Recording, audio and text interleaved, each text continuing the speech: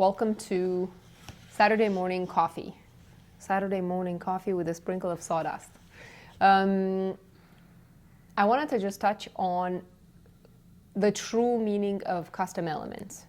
Like a lot of times we do develop our own doors and our own finishing products, our own colors. We have a lot of customization in our product. Sometimes we are asked to develop true custom details, such as a specific door profile, a specific molding, type of molding.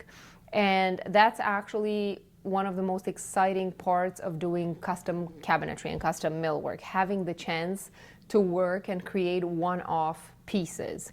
Like true craftsmanship is shown then. But at the same time, this takes time.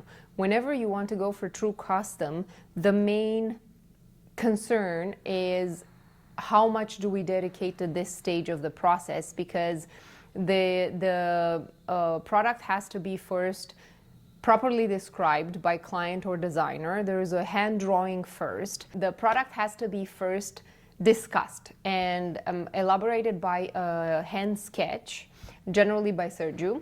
And once the intent is understood, it has to be drawn in one of the softwares that we use for production. And then the testing part begins. We try to have it cut on the CNC, and if there is something that doesn't work, we have to adjust widths, depths of cuts, thicknesses of overall product, panels. There is a little bit of a back and forth, and that can be very time consuming. It's normally a few days until because all this has to be done in conjunction with the regular production schedule as well. So it's normally 1 to 2 weeks even for a product to be developed.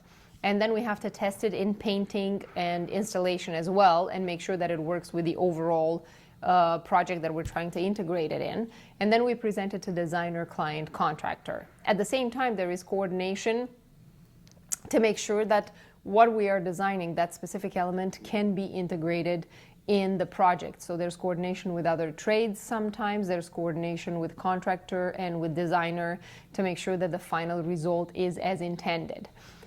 Timeline always becomes more volatile when there's full custom elements involved, because production timeline can be controlled once we understand what we are expected to produce.